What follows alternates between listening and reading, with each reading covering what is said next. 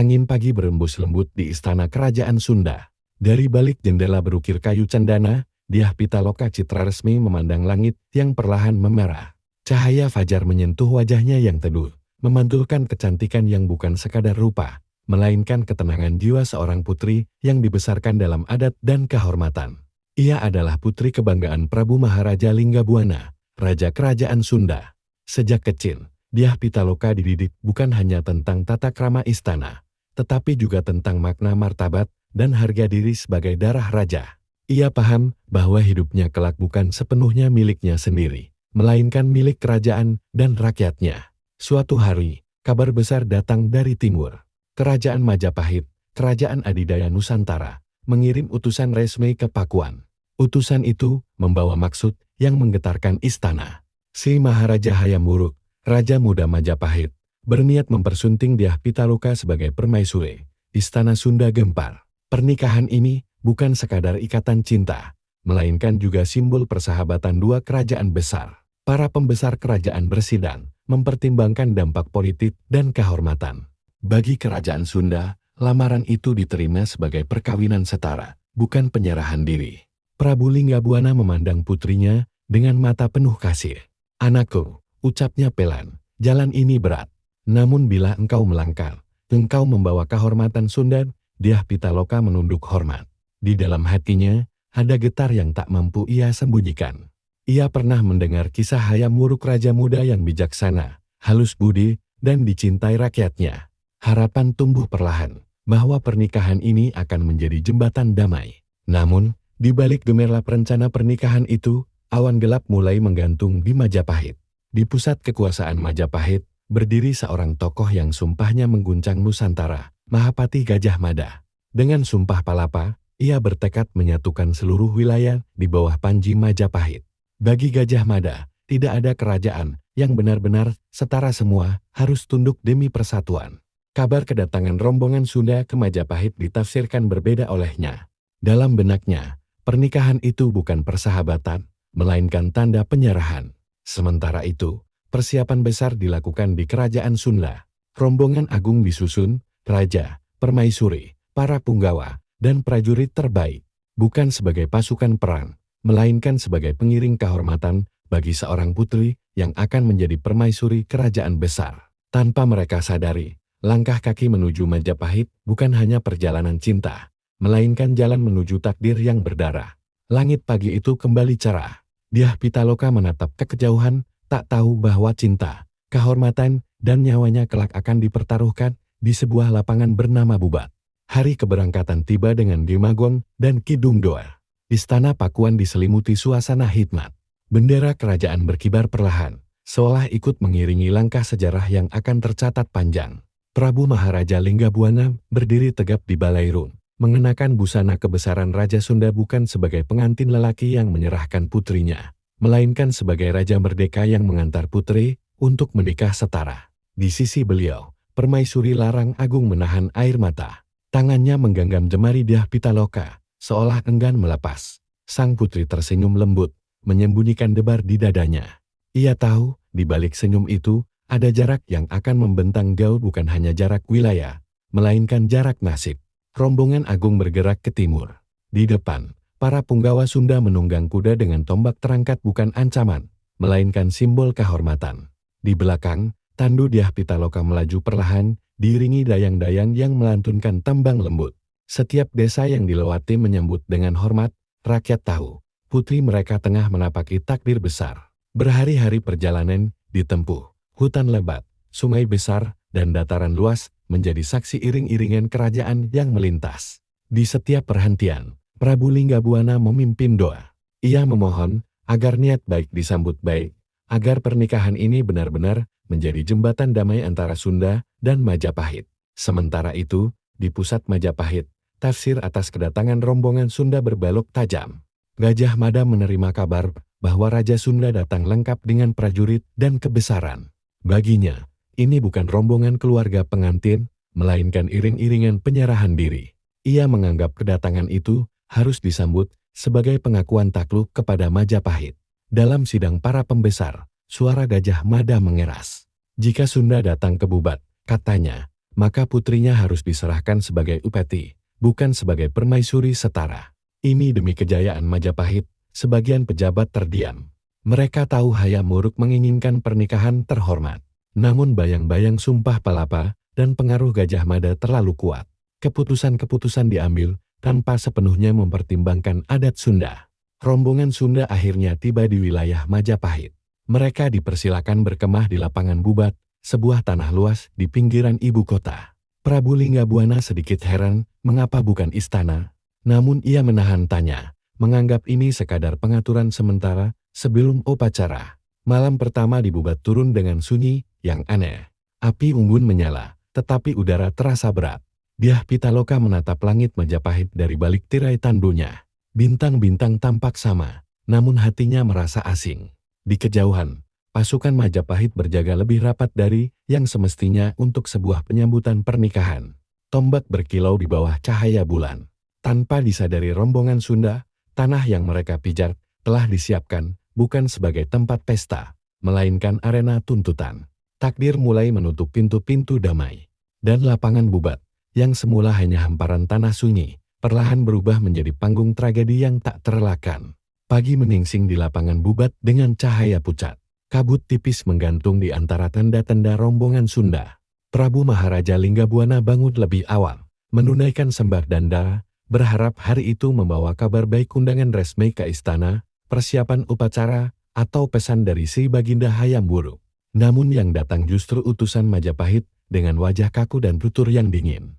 Utusan itu membungkuk sekadarnya, lalu menyampaikan pesan yang membuat udara seolah membeku. Atas perintah Mahapati Gajah Mada, ucapnya, Putri Dyah Pitaloka hendaknya diserahkan sebagai tanda bakti kerajaan Sunda kepada Majapahit. Kata-kata itu menghantam balairung tenda seperti petir di siang bolong. Para punggawa Sunda berdiri serentak. Wajah mereka memerah oleh amarah. Prabu Linggabuana menahan diri, meski dadanya bergejolak. Dengan suara tertahan, ia menjawab. Kami datang bukan membawa upeti. Kami datang membawa pengantin. Sunda adalah kerajaan merdeka, bukan taklukan. Utusan itu terdiam sejenak, lalu menyampaikan kalimat yang lebih tajam. Jika demikian, pernikahan tidak dapat dilangsungkan sebelum Sunda mengakui kekuasaan Majapahit. Kehormatan Sunda tercabik. Bagi Prabu Linggabuana, tuntutan itu lebih buruk dari ancaman perang. Menyerahkan putrinya sebagai upeti berarti mengubur martabat kerajaan dan leluhur. Di dalam tandil, Dyah Pitaloka mendengar kabar itu dari dayang-dayangnya. Wajahnya pucat, tetapi matanya tetap jernih. Ia memahami adat dan makna kata-kata tersebut. Ia bukan menolak pernikahan, ia menolak penghinaan. Ayah tidak boleh dipermalukan, karena aku, bisiknya lirih. Para punggawa mengusulkan untuk segera kembali ke Sunda. Namun situasi telah berubah. Pasukan Majapahit mengelilingi Bubat semakin rapat. Jalan pulang tertutup tanpa satupun pernyataan perang yang resmi. Prabu Linggabuana berdiri di hadapan para pengikutnya. Wahai para putra Sunda, katanya lantang, kita tidak datang membawa senjata untuk perang. Tetapi jika kehormatan diinjak, darah raja lebih berharga daripada hidup yang hina. Di kejauhan, berita tuntutan itu akhirnya sampai ke telinga Hayam Wuruk. Raja muda itu terkejut dan murka. Ia tidak pernah berniat mempermalukan Sunda. Namun, kekuasaan di istana telah bergerak lebih cepat dari kehendaknya sendiri.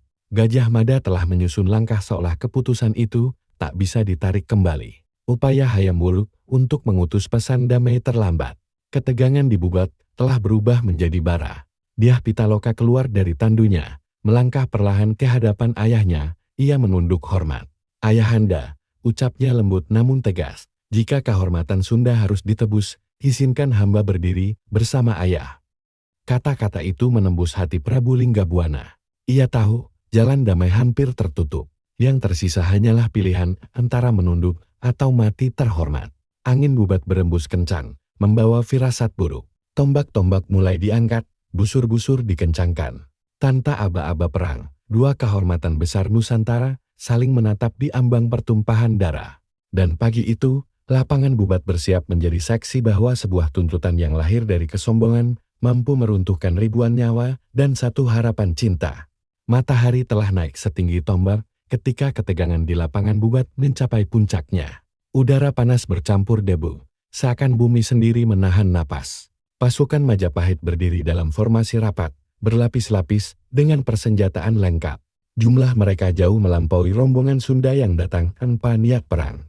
Namun di hadapan kekuatan itu, Prabu Maharaja Linggabuana berdiri tegak. Busana kebesarannya dikenakan penuh, mahkota Raja Sunda berkilau di bawah terik matahari. Ia tidak mengenakan pakaian perang karena baginya, hari itu bukan sekadar pertempuran, melainkan pengadilan kehormatan. Ia melangkah maju, diikuti para punggawa dan kesatria Sunda.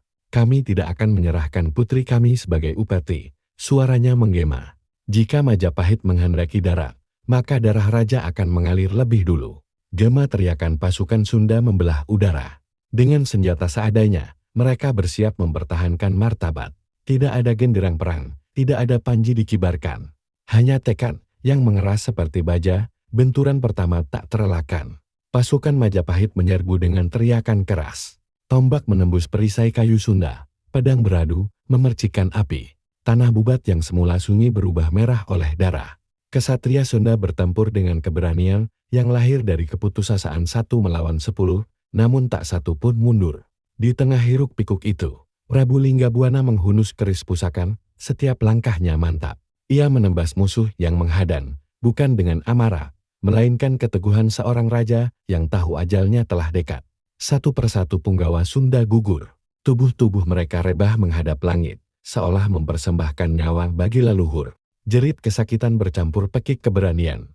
Tidak ada permohonan ampun yang ada, hanya sumpah setia. Akhirnya, Prabu Linggabuana terkepung, luka menganga di tubuhnya, darah membasahi tanah. Namun ia tetap berdiri, menolak jatuh sebelum kehormatannya diakui oleh bumi dan langit. Dengan sisa tenaga, ia menancapkan keris ke tanah Bubat. Wahai leluhur Sunda, bisiknya, saksikan bahwa kami mati sebagai raja, bukan budak. Tubuhnya roboh perlahan, kesunyian sesaat menyelimuti lapangan. Bahkan pasukan Majapahit terdiam, darah seorang raja telah tumpah sebuah dosa sejarah yang tak dapat ditarik kembali. Di kejauhan, kabar gugurnya Prabu Linggabuana sampai ke telinga Dyah Pitaloka. Ia menutup mata, air mata mengalir tanpa suara. Namun tidak ada jerit histeris. Yang lahir justru keteguhan yang lebih sunyi dan lebih mengerikan. Satu demi satu, sisa rombongan Sunda dihancurkan. Lapangan Bubat dipenuhi jasad. Senja turun perlahan, menyapu merah darat menjadi coklat gelap. Di tengah kehancuran itu, Dyah Pitaloka berdiri sendiri. Putri Sunda kini menjadi saksi terakhir dari rombongan agung yang berangkat dengan harapan damai. Dan di hatinya, sebuah keputusan mulai terbentuk, keputusan yang akan mengukir namanya selamanya dalam sejarah sebagai simbol kehormatan yang tak tergadaikan. Senja merambat pelan di lapangan Bubat. Langit Majapahit berwarna merah tembaga, seakan meniru darah yang membasahi tanah. Asap tipis naik dari sisa pertempuran, membawa bau besi, keringat, dan kematian. Di antara tubuh-tubuh yang terbaring kaku, berdirilah satu sosok perempuan dengan busana pengantin yang belum sempat dikenakan Dyah Pitaloka Citra Resmi. Ia melangkah perlahan, menahan gemetar di lututnya. Setiap langkah mempertemukannya dengan wajah-wajah yang dikenalnya sejak kecil. Punggawa setia ayahnya, pengawal yang pernah mengajarinya berkuda, dayang-dayang yang menemaninya tertawa. Kini semuanya diam, tanpa suara, tanpa harapan. Di hadapan jasad Prabu Maharaja Linggabuana, Dyah Pitaloka berlutut. Tangannya menyentuh tanah yang basah oleh darah ayahnya. Air mata jatuh satu persatu, namun tidak ada ratapan keras. Dalam adat Sunda, tangis berlebihan di hadapan kematian raja bukanlah kelemahan melainkan ketidakikhlasan. Ayahanda, bisiknya lirih, putrimu datang menyusul. Para prajurit Majapahit mengawasi dari kejauhan, mereka tidak berani mendekat. Ada sesuatu dalam sikap Dyah Pitaloka yang membuat udara di sekelilingnya terasa sakral dan menggetarkan. Ia bangkit berdiri, wajahnya pucat, namun sorot matanya jernih, tenang, dan penuh keteguhan. Kepada langit yang mulai gelap, ia mengangkat wajah. Wahai leluhur Sunda, ucapnya, jika kehormatan adalah warisan tertinggi, maka biarlah nyawaku menjadi penebusnya. Dyah Pitaloka memahami satu hal, hidup setelah peristiwa ini hanya akan menjadikannya simbol kekalahan dan penghinaan. Ia tidak akan menjadi permaisuri Majapahit. Ia tidak akan pulang sebagai putri tanpa ayah dan tanpa martabat kerajaan. Dalam adat Belapati, kematian terhormat adalah pilihan terakhir bagi bangsawan yang kehormatannya direnggut. Ia meminta sebilah keris pusaka. Tangan yang menerimanya tidak bergetar. Langkahnya mantap saat ia berdiri di tanah Bubat, tepat di antara jasad ayahnya dan sisa rombongan Sunda. Dengan suara pelan, namun jelas, ia berkata, Sunda tidak pernah tunduk. Sunda hanya gugur. Keris itu ia peluk sejenak, seolah memeluk takdir. Kemudian, dengan satu tarikan napas panjang, Dyah Pitaloka menancapkan bilah itu ke dadanya. Tubuhnya rebah perlahan, seakan tidur di pangkuan bumi. Angin senja berhembus lembut, menggoyangkan kainnya yang berlumur debu dan darah. Tangis tertahan terdengar dari beberapa prajurit Majapahit bukan karena kalah, tetapi karena menyadari besarnya kesalahan yang telah terjadi. Malam turun di Bubat membawa sunyi yang pekat. Tidak ada sorak kemenangan, tidak ada pesta pernikahan. Yang tersisa hanyalah rasa bersalah yang tak terucap. Kematian Dyah Pitaloka bukan akhir kisah, melainkan awal luka panjang antara Sunda dan Majapahit. Sebuah luka yang tak akan sembuh hanya dengan waktu. Dan di istana Majapahit, seorang raja muda bernama Hayam Wuruk akan menanggung beban penyesalan yang tak pernah ia inginkan. Malam menyelimuti istana Majapahit dengan kesunyian yang tak biasa. Obor-obor tetap menyala, namun cahayanya terasa dingin. Di balairung utama, Sri Maharaja Hayam Wuruk duduk terpaku di singgasananya. Wajah raja muda itu pucat, matanya kosong menatap lantai batu yang berkilau. Kabar dari lapangan Bubat baru saja tiba. Seorang pejabat istana berlutut dengan kepala tertunduk. Suaranya gemetar saat menyampaikan laporan tentang gugurnya Prabu Linggabuana, hancurnya rombongan Sunda, dan Belapati Dyah Pitaloka. Setiap kalimat bagai pisau yang menusuk dada Hayam Wuruk. Raja muda itu bangkit berdiri, tangannya mengepal, napasnya berat. Ini bukan kehendakku, ucapnya lirih, namun balairung terlalu luas untuk menampung kesedihannya. Aku melamar sebagai raja kepada raja, bukan sebagai penakluk kepada yang ditaklukkan. Ia melangkah keluar balairun, menembus lorong istana yang sunyi. Di taman kerajaan, bunga-bunga yang biasa bermekaran kini tampak layu di matanya. Bayangan Dyah Pitaloka terlintas putri, yang bahkan belum sempat ia temui, namun telah mati demi kehormatan. Di ruang lain, Gajah Mada berdiri tegak, wajahnya keras, tak menunjukkan penyesalan. Namun di balik keteguhan itu, pikirannya bergejolak. Sumpah Palapa telah membawanya terlalu jauh. Penyatuan Nusantara menuntut pengorbanan, tetapi kali ini pengorbanan itu terlalu mahal. Para bangsawan Majapahit terbelah. Sebagian membela tindakan Mahapati, sebagian lagi menyalahkannya secara diam-diam. Namun tak satu pun berani menyuarakan penentangan terbuka. Bayang kekuasaan Gajah Mada masih terlalu kuat. Hayam Wuruk akhirnya memerintahkan agar jenazah rombongan Sunda diperlakukan dengan kehormatan tertinggi. Tidak ada perayaan, tidak ada kemenangan yang diumumkan. Istana Majapahit berkabung dalam diam sebuah duka yang tidak tercatat dalam genderang perang, tetapi terpatri dalam hati. Di sudut istana, seorang Brahmana tua berkata pelan, kerajaan boleh besar karena wilayah, tetapi hancur karena rasa malu. Kata-kata itu menghantui Hayam Wuruk. Ia menyadari, Majapahit telah menang secara kekuatan, namun kalah secara martabat. Tragedi Bubat akan menjadi bayang gelap dalam pemerintahannya, sesuatu yang tak dapat ditebus dengan emas atau penaklukan. Malam itu, Hayam Wuruk menutup diri di kamar peraduan. Ia menatap bulan dari balik jendela, bulan yang sama yang menyinari tanah Sunda. Untuk pertama kalinya sejak naik tahta, ia merasa sendirian di puncak kekuasaan. Sementara itu, berita tragedi menyebar ke seluruh penjuru Nusantara.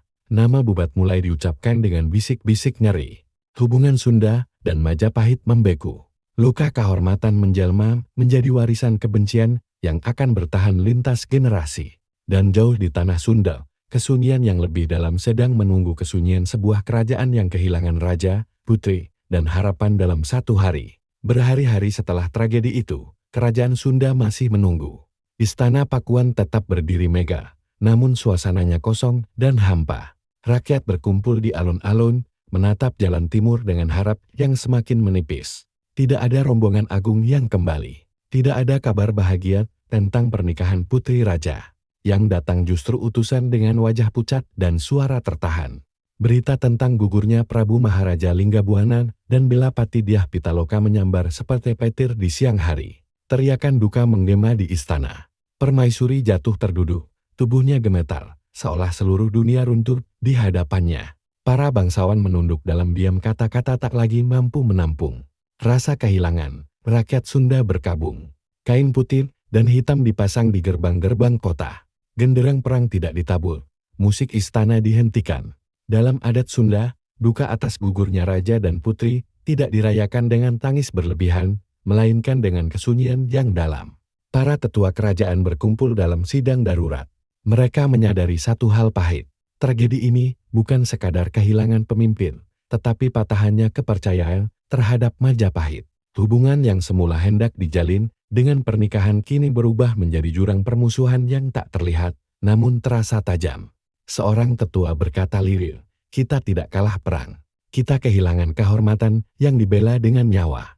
Nama Dyah Pitaloka mulai disebut sebagai simbol suci. Ia bukan sekadar putri raja, melainkan lambang keberanian dan keteguhan perempuan Sunda. Kisahnya diceritakan dari mulut ke mulut, sebagai pengingat bahwa martabat lebih tinggi daripada hidup yang panjang. Kerajaan Sunda tidak mengirim balasan perang. Tidak ada seruan balas dendam terbuka. Namun sejak hari itu, tidak ada lagi pernikahan politik dengan Majapahit. Jarak dijaga, kepercayaan diputus. Luka disimpan sebagai bara yang tak pernah benar-benar padam. Anak-anak Sunda tumbuh dengan kisah Bubat sebagai pelajaran pahit, bahwa kekuatan tanpa adab hanya melahirkan kehancuran, bahwa janji tanpa penghormatan adalah awal petaka. Sementara itu, para pedagang dan utusan Majapahit yang memasuki wilayah Sunda merasakan dinginnya sambutan. Tidak ada penolakan terang-terangan, tetapi juga tidak ada kehangatan. Dinding tak kasat mata telah dibangun lebih kuat dari benteng batu. Tragedi Bubat menjadi ingatan kolektif. Ia hidup dalam tembang, dalam doa, dalam biam. Setiap kali nama Majapahit disebut, bayangan lapangan Bubat kembali terlukis. Dan di balik semua itu, sejarah mencatat satu kebenaran pahit. Terkadang, perang paling panjang bukanlah yang ditandai oleh senjata, melainkan oleh luka yang diwariskan dari generasi ke generasi. Tahun-tahun berlalu, namun tragedi Bubat tak pernah benar-benar pergi. Ia hidup sebagai bayang-bayang yang mengikuti setiap langkah Majapahit dan Sunda. Di istana Majapahit, nama Bubat jarang diucapkan dengan lantang, tetapi selalu hadir dalam keheningan rapat-rapat kerajaan dan keputusan politik yang berhati-hati. Hayam Wuruk tumbuh menjadi raja besar. Wilayah Majapahit meluas, pengaruhnya menjangkau lautan dan pulau-pulau jauh. Namun di balik kejayaan itu, terselip noda sejarah yang tak dapat dibersihkan. Setiap kemenangan terasa hambar, karena satu peristiwa telah mengajarkan bahwa kekuasaan tanpa kebijaksanaan hanya meninggalkan penyesalan. Gajah Mada, sang Mahapatih legendaris, tetap dicatat sebagai pemersatu Nusantara. Namun setelah Bubat, wibawanya mulai retak. Beberapa bangsawan tak lagi menatapnya dengan kekaguman penuh. Ia masih kuat, masih ditakuti, tetapi tak lagi dipuja tanpa ragu. Sumpah Palapa memang hampir terpenuhi, namun harga yang dibayar terlalu mahal. Di tanah Sunda, kisah Bubat menjadi legenda peringatan. Dyah Pitaloka dikenang sebagai putri suci yang menjaga martabat hingga akhir hayat. Prabu Linggabuana dipuja sebagai raja yang memilih mati terhormat daripada hidup terhina. Nama mereka diabadikan dalam cerita lisan, tembang, dan petuah para tetua generasi berganti. Anak-anak yang lahir setelah tragedi itu tumbuh dengan cerita tentang sebuah lapangan di Majapahit yang menelan kehormatan Sunda. Mereka diajarkan bukan untuk membenci, tetapi untuk berhati-hati terhadap kekuasaan yang tak menghormati kesetaraan. Para sejarawan dan pujangga mulai menuliskan kisah Bubat dari berbagai sudut pandang. Ada yang menyalahkan ambisi, ada yang menyebut salah paham budaya, ada pula yang melihatnya sebagai takdir sejarah. Namun semua sepakat pada satu hal, tragedi Bubat mengubah arah hubungan antar kerajaan di Nusantara. Lapangan Bubat sendiri kembali sunyi. Rumput tumbuh di atas tanah yang pernah merah oleh darah. Namun bagi mereka yang tahu kisahnya, setiap hembusan angin di tempat itu membawa bisik masa lalu tentang cinta yang tak pernah bertemu, tentang kehormatan yang dibela hingga mati. Dalam kesunyian sejarah, Bubat menjadi cermin. Ia mengingatkan bahwa kejayaan tak selalu diukur dari luas wilayah, melainkan dari cara sebuah kekuasaan memperlakukan yang setara. Dan meski waktu terus berjalan, bayang Dyah Pitaloka tetap berdiri tegak dalam ingatan Nusantara sebagai simbol bahwa martabat manusia tak pernah boleh dijadikan upeti. Balik gemuruh sejarah dan kisah perang, Ada satu cerita yang nyaris terlupakan, cinta yang tak pernah sempat bertemu. Antara Hayam Wuruk dan Dyah Pitaloka, tidak pernah ada pertemuan tatap muka, tidak pula janji yang diucapkan. Namun takdir telah menautkan nama mereka dalam satu tragedi yang abadi. Hayam Wuruk sering mengenang sosok putri Sunda itu dari cerita para utusan, kecantikannya yang lembut, kecerdasannya, serta martabat yang menjadikannya layak menjadi permaisuri kerajaan besar. Semua itu kini tinggal bayangan. Dalam sunyi malam, Raja Majapahit itu kerap bertanya pada dirinya sendiri, bagaimana jadinya bila ia mampu berdiri lebih tegas, lebih cepat, lebih berani menentang tafsir keliru di istananya sendiri. Ia memerintahkan agar tidak ada lagi tekanan terhadap kerajaan Sunda. Setiap utusan Majapahit yang melintasi wilayah Sunda diwajibkan bersikap rendah hati dan menjaga adat setempat. Itu adalah bentuk penebusan yang sunyi tak tertulis dalam prasasti, namun hidup dalam kebijakan. Namun bagi Hayam Wuruk, penyesalan tak pernah benar-benar hilang. Setiap rencana pernikahan politik berikutnya selalu dibayangi wajah Dyah Pitaloka, perempuan yang seharusnya menjadi jembatan persatuan, tetapi justru menjadi simbol kegagalan. Di tanah Sunda, nama Hayam Wuruk disebut dengan nada dingin. Bukan kebencian yang membara, melainkan jarak yang disengaja. Rakyat Sunda memahami bahwa tragedi itu bukan sepenuhnya kehendak Raja Majapahit, tetapi sejarah jarang memberi ruang bagi nuansa. Yang tersisa hanyalah ingatan tentang kehilangan. Para pujangga menulis bahwa cinta mereka adalah cinta yang dikorbankan oleh ambisi dan kesalahpahaman. Tidak ada surat cinta, tidak ada pertemuan rahasia, hanya dua nama yang bertaut karena politik dan berpisah karena darah. Lapangan Bubat tetap sunyi, namun dalam imajinasi sejarah, dua sosok itu seolah saling menatap dari kejauhan. Hayam Wuruk dengan mahkota penyesalan, Dyah Pitaloka dengan kehormatan yang tak tergoyahkan. Kisah mereka menjadi pengingat bahwa tidak semua cinta gugur karena pengkhianatan. Ada cinta yang mati bahkan sebelum sempat hidup, dihancurkan oleh kesombongan dan tafsir kekuasaan. Dan Nusantara pun belajar, dengan cara yang paling menyakitkan, bahwa pernikahan politik tanpa saling menghormati hanya akan melahirkan tragedi. Waktu terus berjalan, kerajaan bangkit dan runtuh. Tetapi tragedi Bubat tetap hidup dalam ingatan Nusantara. Ia bukan sekadar catatan tentang perang singkat di sebuah lapangan, melainkan kisah tentang harga diri, kesalahan manusia, dan kehormatan yang ditebus dengan nyawa. Di tanah Sunda, nama Prabu Maharaja Linggabuana dan Dyah Pitaloka Citraresmi diwariskan sebagai teladan. Bukan teladan kebencian, melainkan keteguhan menjaga martabat. Para tetua selalu berpesan kepada generasi muda, kekuasaan boleh dicari, kejayaan boleh diraih, tetapi kehormatan tidak boleh ditawar. Di Majapahit, tragedi itu menjadi pelajaran pahit dalam kebesaran sejarah. Hayam Wuruk dikenang sebagai raja besar yang membawa Majapahit ke puncak kejayaan, namun juga sebagai raja yang hidup dengan satu penyesalan terbesar. Sedangkan Gajah Mada, meski tercatat sebagai pemersatu Nusantara, tak pernah lepas dari bayang Bubat, sebuah noda dalam sumpah dan ambisinya. Para sejarawan kemudian menuliskan tragedi Bubat dari berbagai sudut pandang. Ada yang melihatnya sebagai benturan adat, ada yang menilainya sebagai salah tafsir politik, dan ada pula yang menyebutnya sebagai akibat dari ambisi tanpa empati. Namun semua sepakat, Bubat adalah luka sejarah yang nyata. Lapangan Bubat kini hanyalah tanah biasa, ditumbuhi rumput dan dilalui waktu. Namun bagi mereka yang memahami kisahnya, tempat itu adalah altar sunyi, tempat kehormatan lebih dipilih daripada hidup tanpa martabat. Dyah Pitaloka, sang putri yang tak pernah menjadi permaisuri, justru menjadi ratu dalam ingatan. Namanya hidup bukan karena kekuasaan, melainkan karena keberanian memilih jalan terberat. Ia mengajarkan bahwa kemuliaan sejati tidak lahir dari mahkota, tetapi dari keputusan terakhir yang dijaga dengan iman dan harga diri. Demikianlah kisah tragedi Bubat berakhir tanpa pahlawan mutlak, tanpa kemenangan sejati. Yang tersisa hanyalah warisan, bahwa sejarah akan selalu menghakimi bukan siapa yang paling kuat, tetapi siapa yang paling menghormati sesama. Terima kasih. Bila Anda terhibur silahkan subscribe, like, share, dan komen.